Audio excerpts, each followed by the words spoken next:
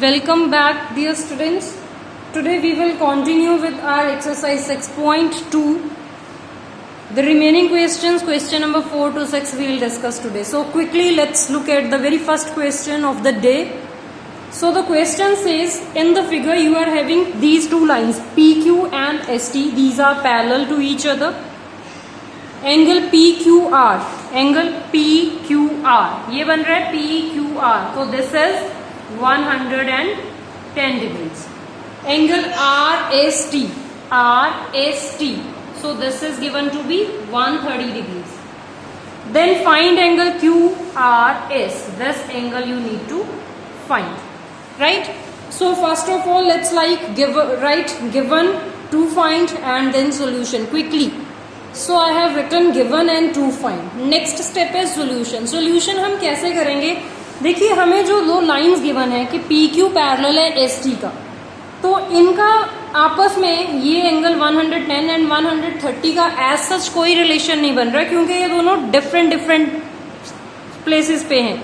जो जितने भी हमने रूल्स करे थे वो कहीं भी यहाँ पे अप्लाई नहीं हो सकता जब तक हम इन लाइंस को आगे प्रोड्यूस ना करें. अगर मैं इसको यहाँ या फिर इसको यहाँ प्रोड्यूस ना करूँ, बट अगर मैं वहाँ ऐसे प्रोड्यूस करती हूँ, नो डाउट क्वेश्चन हो जाएगा, बट थोड़ा सा लेंथी हो जाएगा. अगर आप देखोगे कहीं और बुक्स वगैरह में सोल्यूशन, तो उन्होंने ऐसे करके करा होगा कि ये यहाँ पे और इसको यहाँ प्रोड्यूस कर दिया, वो लेंथी प्रोसीजर हो जाएगा. तो उसके अलावा हम और क्या कर सकते हैं? We know that PQ ST के पैरेलल है, तो मैं यहाँ एक और लाइन ड्रॉ कर लूंगी passing through R, which will let us name it as AB. मैं एक ऐसी लाइन AB यहाँ पे ड्रॉ करूंगी which will be parallel to PQ. Obviously अगर ये मैं PQ के पैरेलल ड्रॉ करूंगी और PQ मेरा ST के पैरेलल है, तो ये लाइन ST के भी पैरेलल हो जाएगी. बस इतना सा स्टेप करना है, बाकी आपको रूल्स इसमें खुद ही दिखने शुरू हो जाएंगे. So let's write. अब सॉल्यूशन से पहले एक नया step we are going to write, and that step is construction, कि हमने खुद से क्या करा है इस क्वेश्चन में. तो we will write construction. Construction में हमने क्या करा है? We have constructed, we have drawn a line AB passing through R such that it is parallel to PQ also, ST also. But maths में हम क्या करते हैं, इतने लंबी लंबी स्टेटमेंट्स नहीं लिखते हैं. We will write it mathematically. कैसे? Draw ARB such that, ST का मतलब मैथ्स में सच दैट होता है. सच दैट हमने ड्रॉ, अच्छा इसको लिख लो, ड्रॉ लाइन ARB. ठीक है, एक ARB हमने लाइन लिखी है. अदरवाइज अगर इसको स्टेटमेंट में लिखें तो इसका मतलब ये है draw line AB passing through R, क्योंकि वो R से होके जा रही है. So draw line ARB such that AB is parallel to PQ, which implies AB is parallel to ST. AB हमने PQ के पैरेलल लिया है और PQ ST के पैरेलल था, इसका मतलब AB ST के भी पैरेलल हो जाएगा. So now we will move to solution. अब हम सॉल्यूशन करेंगे. तो सॉल्यूशन के लिए आप देखने की कोशिश करो फिगर में आपको कौन सी वो वाली चीज मिल रही है, कौन सा वो वाला रूल मिल रहा है जो हम ऑलरेडी कर चुके हैं. तो अगर मैं दिखाऊं आपको, सबसे पहले देखिए, ये देखो, ये ग्रीन कलर से मैं आपको हाईलाइट करके दिखा रही हूं कि ये मेरा एक Z बन रहा है, राइट? ये Z सबको दिख रहा है. तो अगर ये एंगल हमारा 110 है, तो ये कंप्लीट एंगल भी 110 हो जाएगा. बट मुझे तो सिर्फ इतना सा एंगल फाइंड आउट करना है. अगर मैं ये पूरा 130 है, इसमें से इतना सा एंगल निकाल लूं, तो 130 में से ये माइनस कर दो, ये आ जाएगा मेरे पास. और उसके लिए क्या करेंगे? उसके लिए मैं रेड कलर से आपको हाईलाइट करके दिखाऊंगी कि ये दो मेरे पास पैरेलल लाइंस हैं. ST is parallel to this RB, और ये क्या हो गई? इनकी ट्रांसवर्सल. ये इनकी ट्रांसवर्सल होगी, तो ये कौन से एंगल्स हुए? ये वाला एंगल और ये वाला एंगल कौन से एंगल्स हुए? These are co interior angles, and you very well know कि को इंटीरियर एंगल्स का सम 180 होता है. तो वहां से हमारे पास ये इतना सा रेड एंगल आ जाएगा. ये 130 में से हम माइनस करेंगे, then we will come to know the value of QRS, right? तो कैसे लिखेंगे? Let's move. So first of all, I am going to write as ST as भी छोड़ दो, write down ST is parallel to AB. AB की जगह हम लिख लेते हैं RB, क्योंकि हम सिर्फ इतने से पे वर्क करने वाले हैं. ST is parallel to RB. Reason क्या है? बाय कंस्ट्रक्शन, कि ये कंस्ट्रक्शन से हमें पता चला है. इसको आप शॉर्ट में CUNST लिख सकते हो. इसका मतलब कांस्टेंट नहीं है, कंस्ट्रक्शन है. कांस्टेंट की शॉर्ट फॉर्म होती है CONTT, right? So by construction we have written ST is parallel to RB. Therefore angle RST plus angle SRB, ये कितना हो जाएगा? 180 डिग्री. अब इसका रीजन क्या है? को इंटीरियर एंगल्स. ये कौन से एंगल्स हैं हमारे पास? को इंटीरियर एंगल्स, राइट? तो RST की वैल्यू तो आपको पता है 130, क्वेश्चन में ही गिवन था. प्लस SRB हम फाइंड आउट करने वाले हैं. तो ये 130 वहां जाके माइनस हो जाएगा. यू आर इन क्लास 9, तो आई सपोज अगर मैं इसको उधर ले जाके माइनस करके ना भी दिखाऊं, फिर भी आपको पता है कि इसका आंसर 50 डिग्री आ जाएगा, बिकॉज 180 माइनस 130 इज 50. तो हमारे पास इसकी वैल्यू आ गई है इतने से रेड पोर्शन की, कि ये क्या है? 50, राइट? अब देखिए, अब ये ग्रीन कलर के Z पे आ जाओ. यू नो दैट ये वाला एंगल और ये वाला एंगल इक्वल होंगे, क्योंकि ये Z फॉर्म हो रहा है. एंड Z फॉर्मेशन का मतलब होता है this is alternate interior angles. So what you will write? Also PQ is parallel to RB. Reason इसका भी क्या है? बाय कंस्ट्रक्शन, ठीक है? Therefore angle PQR is same as angle QRB. इसका रीजन क्या हुआ? Alternate interior angles.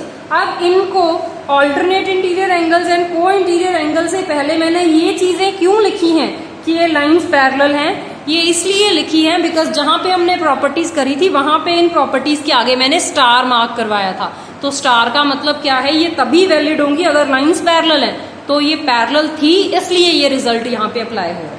अगर क्वेश्चन में वो पैरेलल गिवन नहीं होता, हमें देखने से लग रहा है वो पैरेलल है, हम इसको सॉल्व नहीं कर सकते थे, राइट? देखने से लगे वो बात टोटली डिफरेंट है, उसको हम मान ही नहीं सकते without proof. So angle PQR is 110, तो एंगल QRB भी कितना हो जाएगा? 110. ठीक है, तो ये भी आ गया. पर हमें क्या चाहिए? Angle QRS. तो अब आप लिख सकते हो नाउ एंगल QRS, जो आपका एंगल QRS है वो कैसे आएगा? अब देखिए, अगर आप QRB में से SRB माइनस कर दो, ये इतने बड़े एंगल में से अगर आप इतना सा बाहर निकाल दो, तो you will left with this only. बस फिर यही तो चाहिए था. तो यू कैन write angle QRS as angle QRB minus angle कौन सा माइनस करें? SRB. ये माइनस कर दो. अब इसका रीजन भी तो देना पड़ेगा. नहीं, नीचे लिखेंगे हम. QRB की वैल्यू कितनी है? 110. SRB की कितनी है? 50 डिग्री. अब ये क्यों है? इसको लिख दो प्रूव्ड अबव, या फिर जस्ट प्रूव्ड, कि हमने अभी प्रूव करा है, या फिर प्रूव्ड अबव लिख दो, दैट इज ऑल्सो ओके, कि हम प्रूव कर चुके हैं. या फिर इनको नंबर 1 एंड नंबर 2 मार्क कर दो, फिर लिख दो from 1 and 2. Okay, so 110 minus 50 is 60 degrees. So your angle QRS is coming out to be 60 degree. So this is done.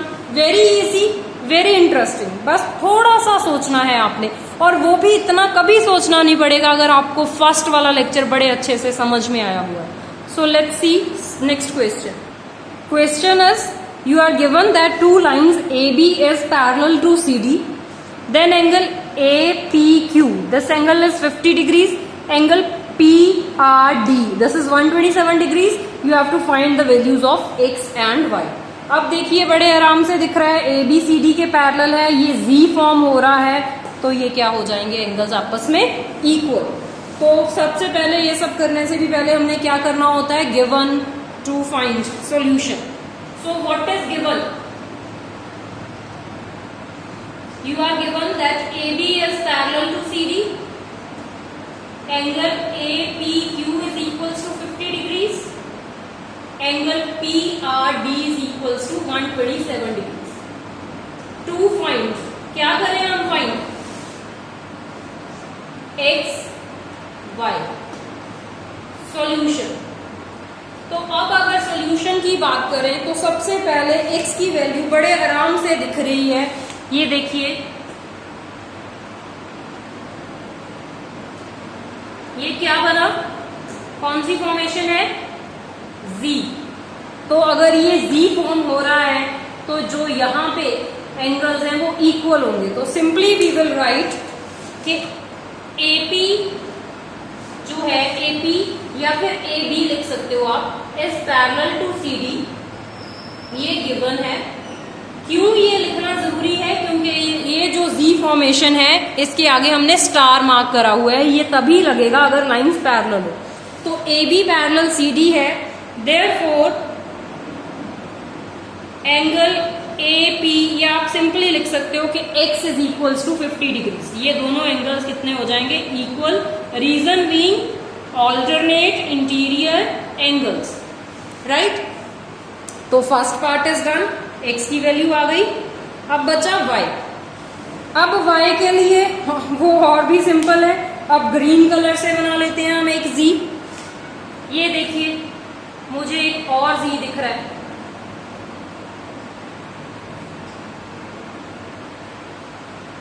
आपको भी दिख गया होगा ये ग्रीन कलर का z। तो ये पूरा angle is same as this complete angle, क्योंकि ये लाइन इसके पैरेलल है। तो ये 50 plus y is equals to 127, right. Also angle, चलो सबसे पहले लिख लेते हैं AB, ऑल्सो किसको रहने दो as AB parallel CD, reason again given है। तो एंगल APR वो किसके इक्वल हो जाएगा, APR किसके इक्वल है, PRD के। Reason alternate interior angles. अब APR को हमें क्या पता है वो कितना है, ये पूरा एंगल देखिए कितना बन रहा है, 50 प्लस y, यही बनाएगा 50 degree plus y is equals to PRD which was given 127 degrees. तो y फाइंड आउट करना है हमने, ये 50 वहां जाके माइनस हो जाएगा। So y is equals to 77 degree, I suppose. 7, 12 minus 5 is 7. Okay. So you are done.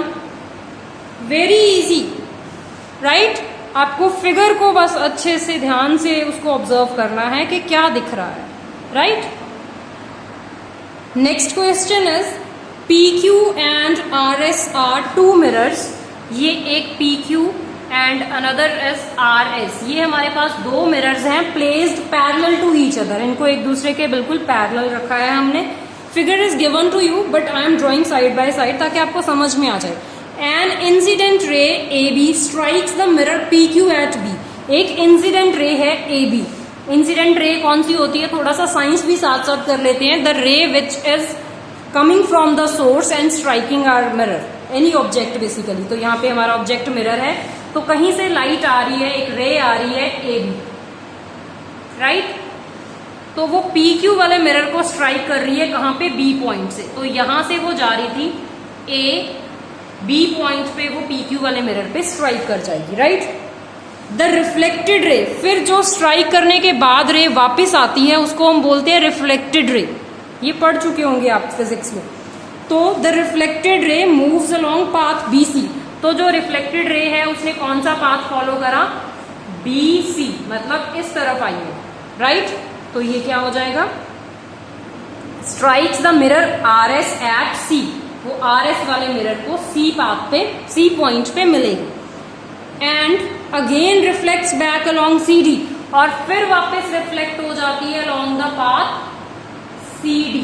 ये एरो देखो, यहां गई, फिर यहां, फिर यहां, राइट।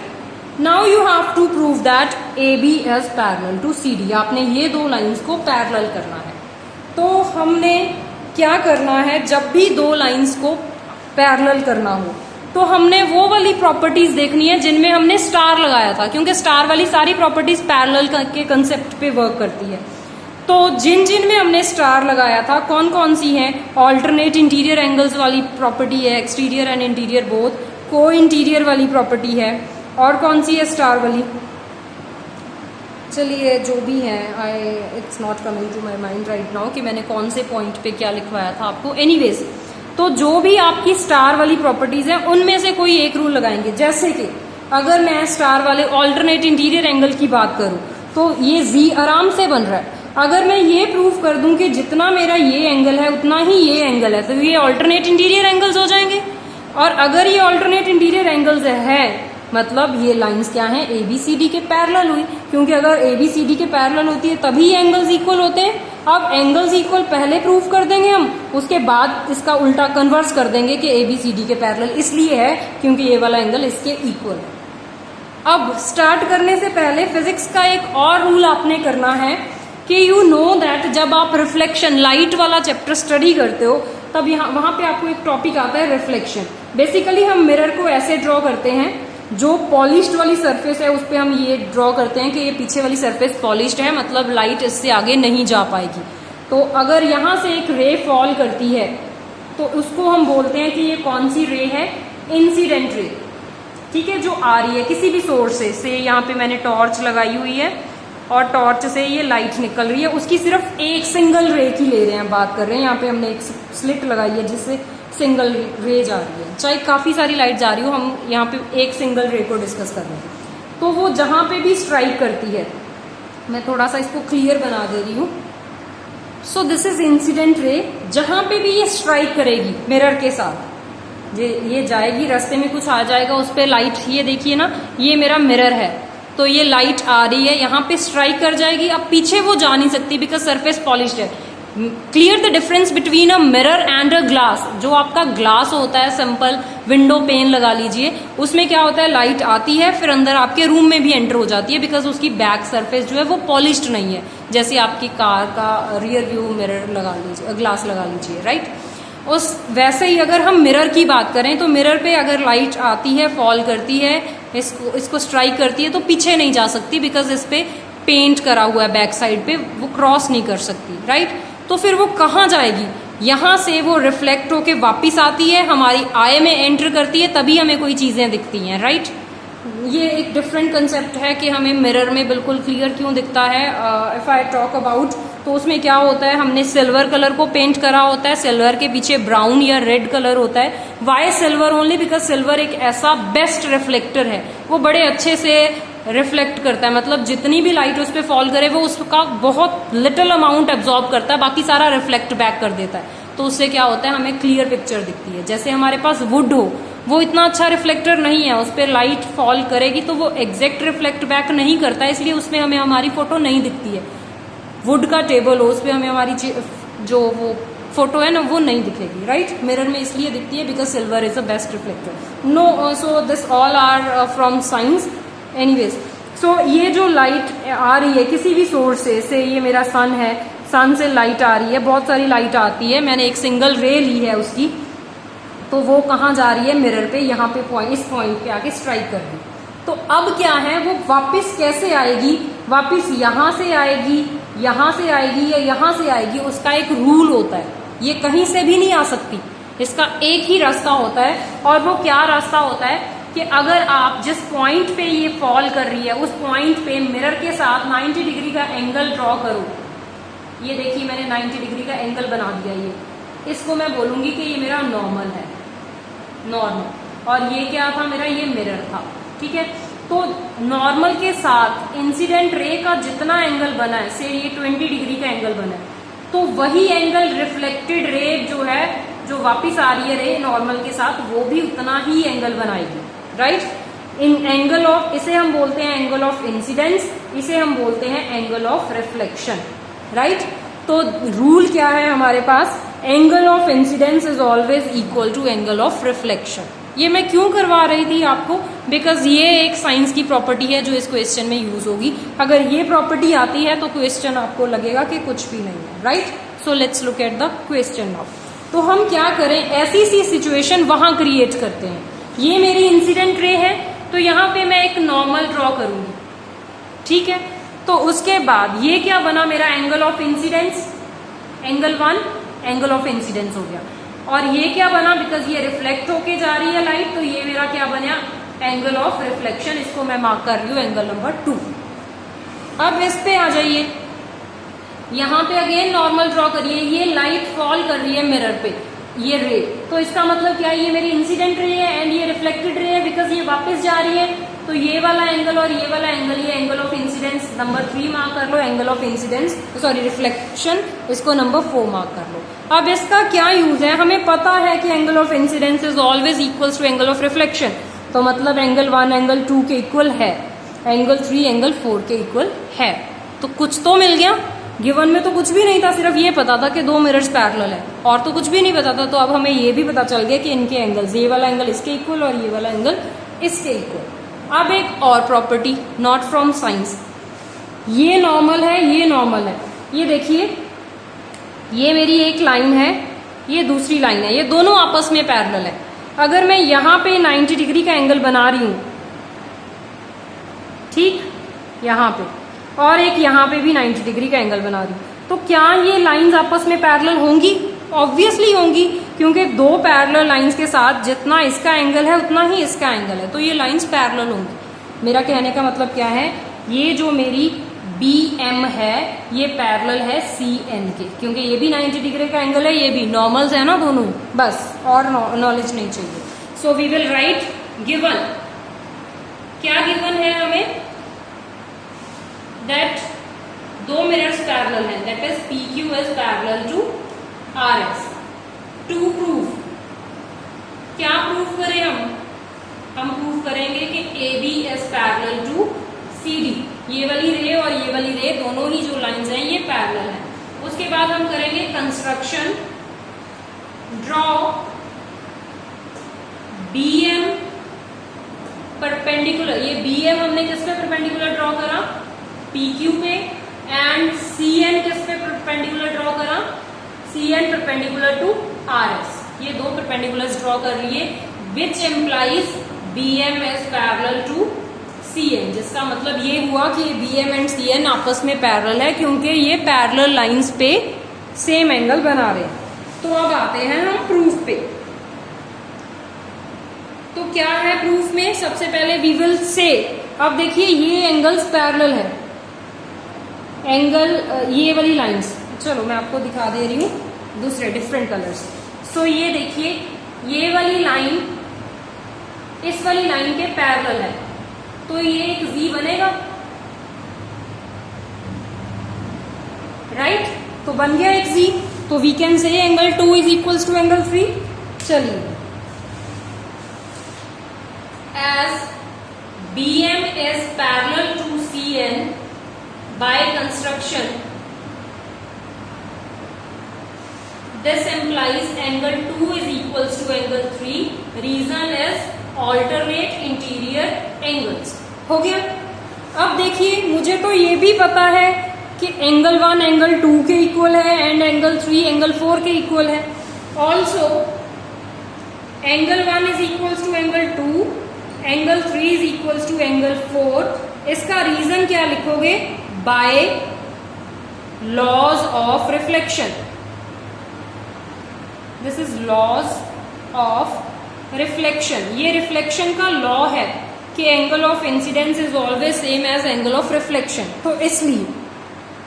तो अब क्या है, एंगल 2 एंगल 3 के इक्वल हमने कर दिया था, अब एंगल 2 एंगल 1 के भी इक्वल है एंड एंगल 3 एंगल 4 के भी इक्वल है।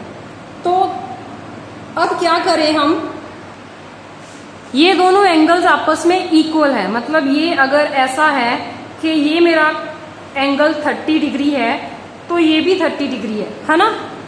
तो अगर मैं एक एंगल पिक करूं 30, या फिर हाँ इसके हिसाब से अगर मैं पूरा एंगल निकालना चाहूं ये पूरा एंगल क्या होगा, 2 टाइम्स 30 होगा ना, क्योंकि 30 प्लस 30 60 दोनों इक्वल है। अगर ऐसे मेरे दो एंगल्स बन रहे हैं, एक 45 है दूसरा भी 45 है, तो कंप्लीट एंगल कितना हो जाएगा, 2 टाइम्स 45, है ना। तो वही है, एंगल 1 एंगल 2 के इक्वल है, तो पूरा एंगल ए बी सी कितना हो जाएगा, 2 टाइम्स एंगल 2, एंगल 2 का डबल हो जाएगा। सिमिलरली ये क्या हो जाएगा, एंगल 3 का डबल। तो इसका क्या यूज है, देखिए अब हम क्या लिख रहे हैं, नाउ फ्रॉम 1, या लिखिए multiply equation 1 by 2 both side, दोनों तरफ इस इक्वेशन को 2 से मल्टीप्लाई कर दो, तो 2 times angle 2 is equals to 2 times angle 3। 2 times angle 2 का मतलब क्या है, अगर इसका डबल करेंगे तो वो क्या आ जाएगा, इसको हम लिख सकते हैं angle 2 plus angle 2 is equals to angle 3 plus angle 3। 2 times का तो मतलब यही हुआ। अब हमें पता है कि एंगल 1 एंगल 2 के इक्वल है एंड 3 4 के इक्वल है, तो हमने जहां पे 2 लिखा है वहां पे मैं एंगल 1 लिख सकती हूँ, क्योंकि दोनों ही इक्वल है, 2 को 2 ही रहने देते हैं। सिमिलरली जहां पे मैंने 3 लिखा है वहां पे मैं 4 लिख सकती हूँ, क्योंकि दोनों एंगल्स इक्वल हैं। इसको लिखो बाय फ्रॉम इक्वेशन नंबर 2, और उस इक्वेशन को मार्क कर लो 2 कि ये मेरी सेकेंड इक्वेशन है, राइट, ये सेकेंड इक्वेशन से आ गया। नाउ एंगल 1 प्लस एंगल 2 क्या दे रहा है आपको, एंगल ए बी सी, और एंगल 3 प्लस एंगल 4 क्या दे रहा है, एंगल बी सी डी। ठीक, तो अब मेरा angle A B C angle B C D के इक्वल आ गया, बट ये तो क्या हो गया, ये वाला एंगल मेरा इस वाले एंगल के इक्वल आ गया, बट ये तो क्या हो गया, क्या हुआ, ये तो एक जी था, ये तो एक ग्रीन कलर का जी था। अब ये पूरा एंगल इस पूरे एंगल के इक्वल आ गया, तो इसका मतलब क्या हुआ कि ए बी सी डी के पैरेलल है। But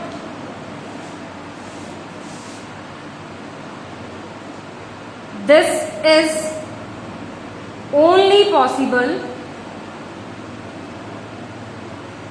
if AB is parallel to CD, क्योंकि वो ऑल्टरनेट इंटीरियर एंगल्स फॉर्म हो रहे हैं। इसको चाहे लिख दीजिए, रीजन तो नहीं है, this implies alternate interior angles. ये एंगल इसके इक्वल है, तो इसका मतलब क्या है, ये ऑल्टरनेट इंटीरियर एंगल है, बट ये तो तभी पॉसिबल है अगर ABCD के पैरेलल होगा। तो हमारा क्या हो गया, prove, hence proved. So now we are left with only 6.3, वो भी आपको, वो और भी अच्छी है, बहुत ज़्यादा इजी है वो, ठीक है। Okay, so that's it for the day, thank you.